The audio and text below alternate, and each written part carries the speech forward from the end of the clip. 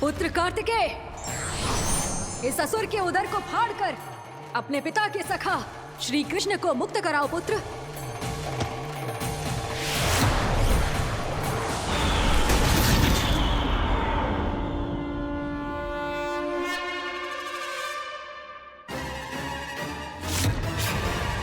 मैंने कहा था तुम में से कोई भी मेरा बाल भी बांका नहीं कर पाएगा।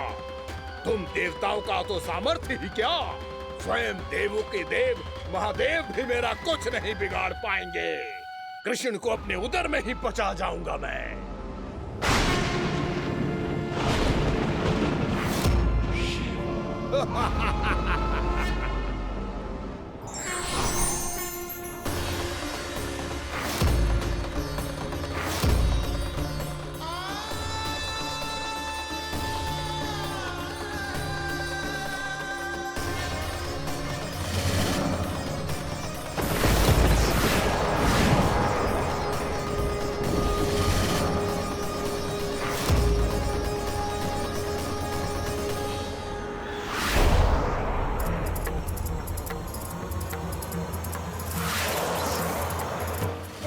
शिव शंकर का त्रिशूल है। एक ही बार में इस असुर का प्राण ले लेगा ये। हाँ, महादेव का त्रिशूल।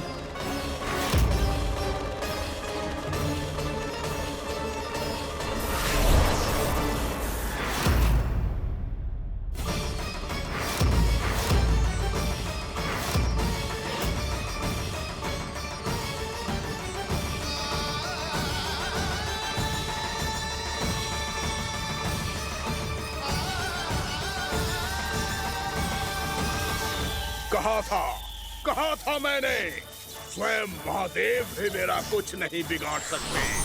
अजय हूं मैं, अजय।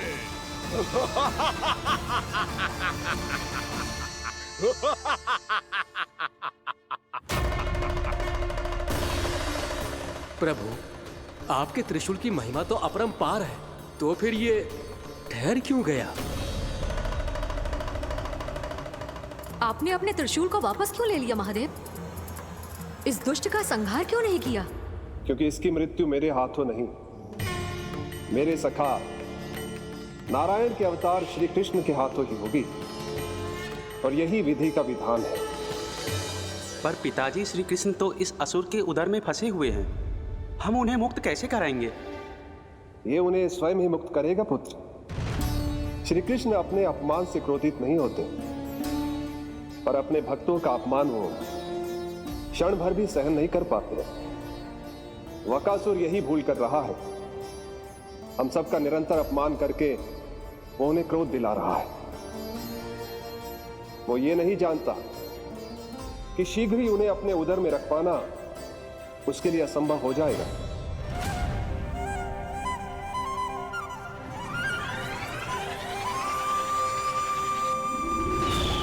क्या हुआ महादेव, पराजित होकर भी मुस्कुरा रहे हैं?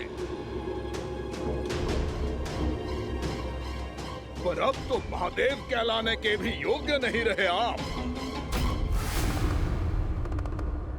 असफल देवताओं की इस अयोग्य सेना को लेकर चले जाइए यहाँ से।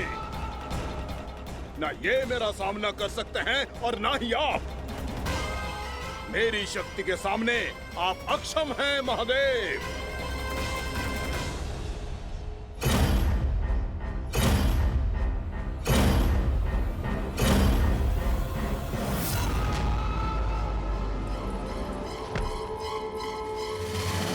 सुधा, जिस दुष्ट ने मेरे लल्ला को निगलो है ना, भीतर से जलेगो, छटपटाएगो, पीड़ा से कराएगो। जिस दुष्ट ने मेरे लल्ला को निगलो है ना, भीतर से जलेगो, छटपटाएगो, पीड़ा से कराएगो। ये क्या हो रहा है मुझे?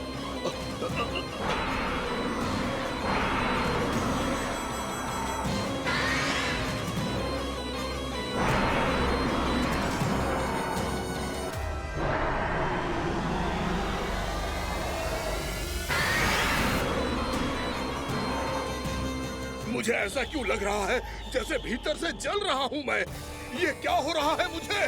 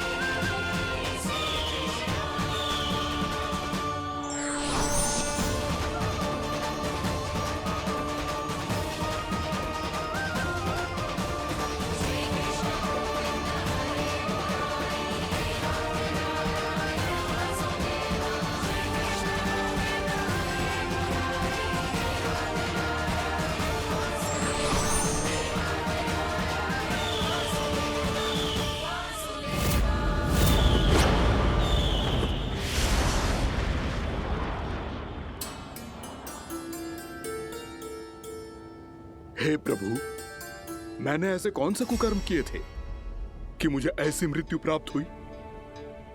और ऐसे कौन से सुकर्म किए थे कि आपके हाथों से मुझे मोक्ष प्राप्त हुआ है प्रभु? सीमी स्मरण करो, हे गिरीश की पुत्र वक्कासुर। स्मरण करो, कैसे अपने पिता की तरह अभिमान से भरे हुए थे तुम। स्मरण करो, कैसे हमें पराजित करने के लिए पूरी सृष्टि को संकट में डाल दिया था तुमने, और हमें विवश होकर पराजय स्वीकार करनी पड़ी थी। स्मरण करो, कैसे तुमने देवराज इंद्र का छत्र चुरा लिया था। पर यह सब भी पर्याप्त नहीं था बकासुर। तुम्हारे पापों का घड़ा तब भरा था जब तुमने देवी गंगा के जल में साधना करते हुए जजाली मुनि की तपस्या में व्यवधान डाला था।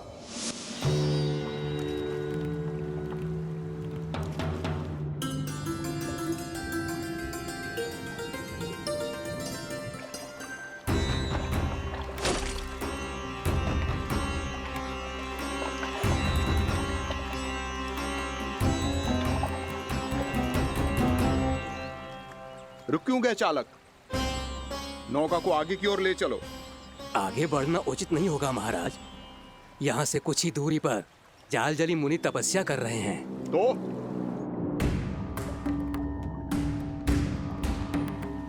मेरे मत्स्य आखेट के क्षेत्र में इसने तपस्या करने की भूल की है। मेरे ही राज्य में मेरा कोई क्षेत्र मेरे लिए वर्जित हो, यह मुझे स्वीकार नहीं है। आपने पर्याप्त मत्स्य आखेट कर लिया है महाराज। यदि तुम इन मछलियों का आहार नहीं बनना चाहते हो, चुपचाप मेरी आज्ञा मानो। क्षमा, क्षमा महाराज।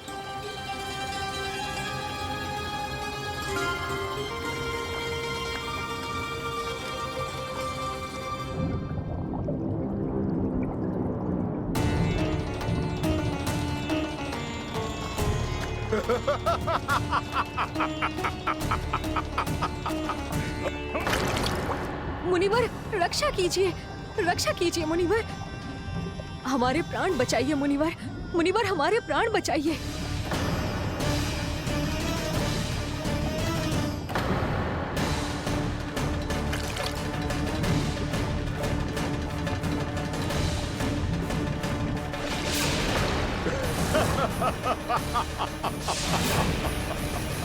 ठहर जाओ असुरराज। इन मछलियों को हानि ना पहुंचाओ। क्यों मुनि? अब मछलियां पकड़ने के लिए मुझे तुमसे आज्ञा लेनी पड़ेगी। तुमने तपस्या करने से पहले किससे आज्ञा ली थी? माँ गंगा से, इस जल में रहने वाली सभी मछलियों से। इस उपकार के बदले इन सभी मछलियों को रक्षा करने का वचन दिया था। इसीलिए असुरराज, मैं शांति से कह रहा हूं, इस स्थान को अशुद्ध ना करो। चुपचाप यहां से चले जाओ, नहीं तो इसका परिणाम अच्छा नहीं होगा।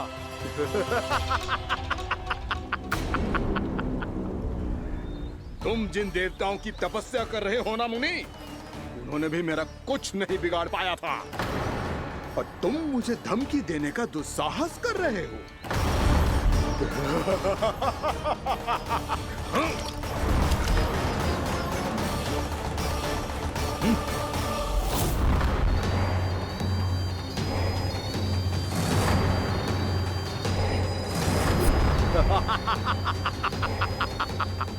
मूर्ख, विचारों से तो तू राक्षस है ही, और स्वभाव से उस बगुले की तरह है जो भूख ना होने पर भी उन निर्दोष मछलियों को आहार बनाता रहता है।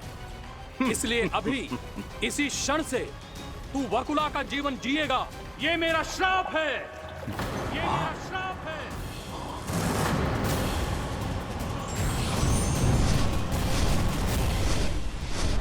श्राप पाने के बाद तुम्हें आभास हुआ कि तुमने कितना बड़ा अपराध किया था, और तब तुम जजाली मुनि से क्षमा याचना करने लगे। तुम्हारे अपराध बोध को जानकर मुनि से शांत हुए और उन्होंने तुम्हें वरदान दिया। श्राप से मुक्ति का एक ही मार्ग होता है असुर, पश्चाताप। तुम्हें अपने भूल का पश्चाताप है, इसीलिए मैं तुम्हें वरदान देता हूं। तुम्हें मेरे श्राप से मुक्ति अवश्य मिलेगी। स्वयं प्रभु श्री नारायण के अवतार इस बगुले के देह के बंधन से तुम्हें मुक्त करेंगे।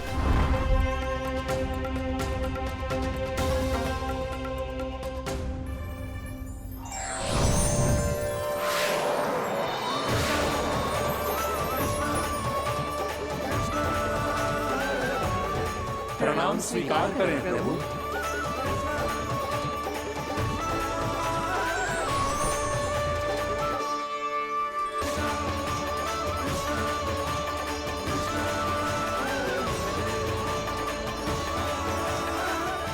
मुझे ना बताओ कि तुम सबने क्या देखो है, चाहे जो देखो है, बस मैया से कछु मत ही बताना। कान्हा!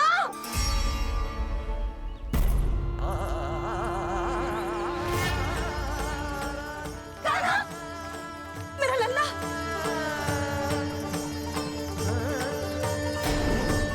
भानु बता रहा था तुझे कोई असुर पंछी निकल गया था। हाँ?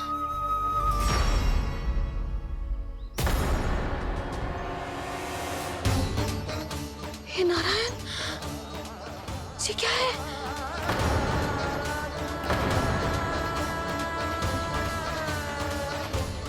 ये सब कैसे हुआ लल्ला? हाँ? कोई बताएगा मुझे ये क्या है?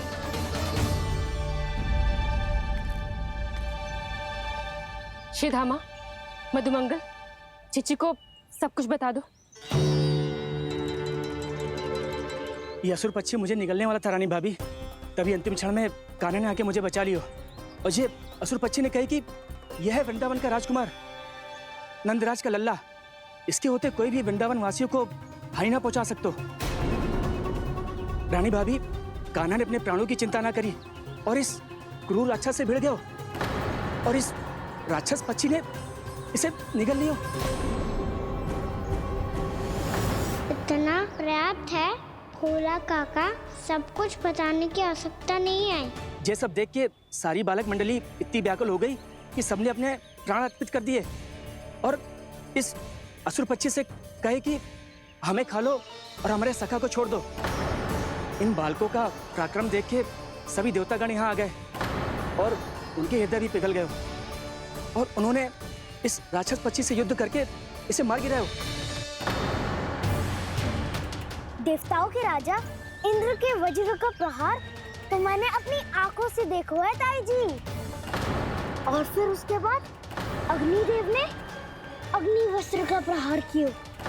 जय ना काकी, वरुण देव, कार्तिकेय, यमदेव सबने मिलके युद्ध किया इस राक्षस से। कहा था अभी पूतना और तृणावर्त के आक्रमण के समय भी ऐसा ही हुआ था। सभी राक्षस मारे गए थे, पर अपने कान्हा को एक खरोच तक न आई थी। हाँ जी, मुझे लगता था कि श्री नारायण की विशेष कृपा है हमारे कान्हा पे, पर अब तो देख के लग रहा है कि हमारा कान्हा ही स्वयं श्री नारायण है। या फिर उनका अवतार है ये। अरे बस करो तुम सब, ऐसा कछु ना है। अरे जितनी बात सुनी है उससे तो यही लग रहा है कि कान्हा देवताओं और असुरों की युद्ध के बीच में फंस गया था। उसका इस सब से कोई लेना देना ना है। तो फिर इसके तन पे एक भी खरोच क्यों ना आया नंदराज? हाँ,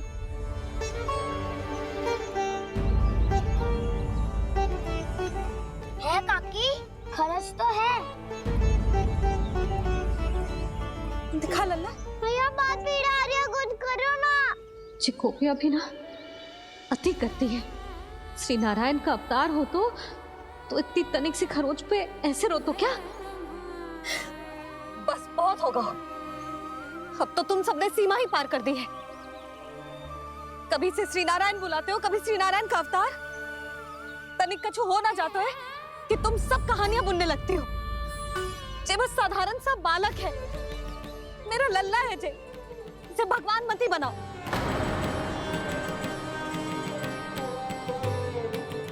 और तू, क्या आवश्यकता थी तुझे यहाँ आने की? हाँ? वो भी मुझे बिना बताए मेरे से छल करके आयो है तू। अब तू घर चल, ऐसा दंड दूंगी ना कि मैया बहुत पीड़ा हो रही है। मैया बहुत पीड़ा हो रही है मैया। हाँ नन्ना, तो घर चल, मैं तुझे औषधि लगा दूंगी। हल्दी का लेप लगाऊंगी ना, झट से ठीक हो जाएगा। चल चल।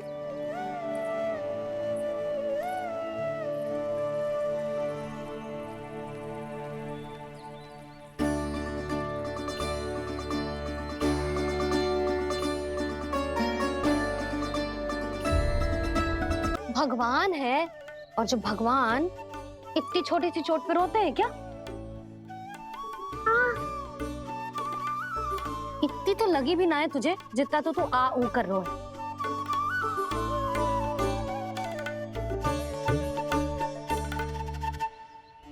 आओ ना, करूंगो। आप ऐसा दुलार थोड़ी करोगी। ओहो, वृंदावन का गौपालक जे इतनी छोटी सी चोट पे रोता है ना? गोप बालकों का मुखिया इतनी छोटी सी चोट पे रोता है? मेरा लल्ला तो सबसे शक्तिशाली है, जे इतनी छोटी सी चोट तो क्या बड़े बड़े राक्षसों से भी ना घबराता है। हाँ, एक बार में सबको समाप्त कर देता है कि ना? हाँ मैया, यदि कोई राक्षस वृंदावन की ओर तेरी दृष्टि करके आएगा तो सबसे पहले कान्हा को सुरक्षा में खड़ा पाएगा, फिर चाहे जो बाल बन के आए या बगुला बन के।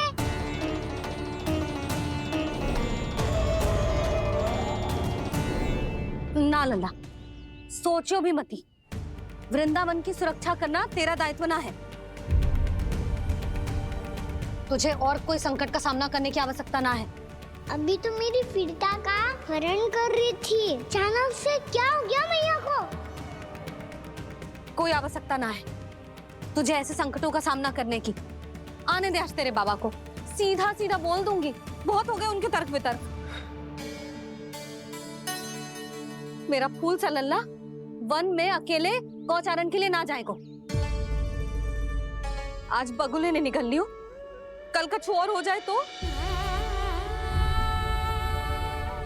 नारायण ना करे, कहीं कछु ऊंच नीच तुझे कछु हो जाए तो? मैं तो जीते जी मर जाऊंगी।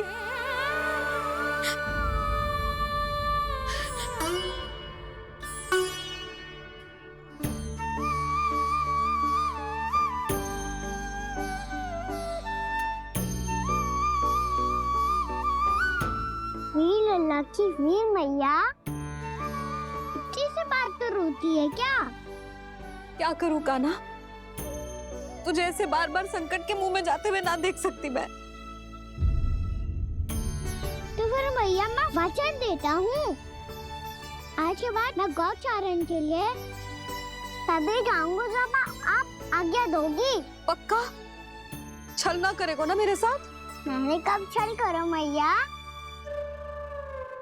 अच्छा ठीक है, ना करूँ छल। यदि आपसे पूछे बिना बाहर निकलो तो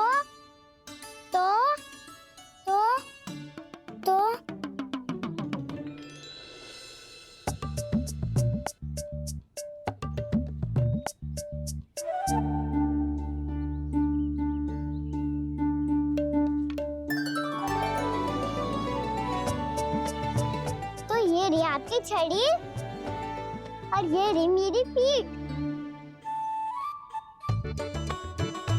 सेक देना तापर तोड़। ठीक है, जब तूने अपना दंड निर्धारित कर ही लियो है तो सोच ले। अब अगर तूने मेरी बात ना मानी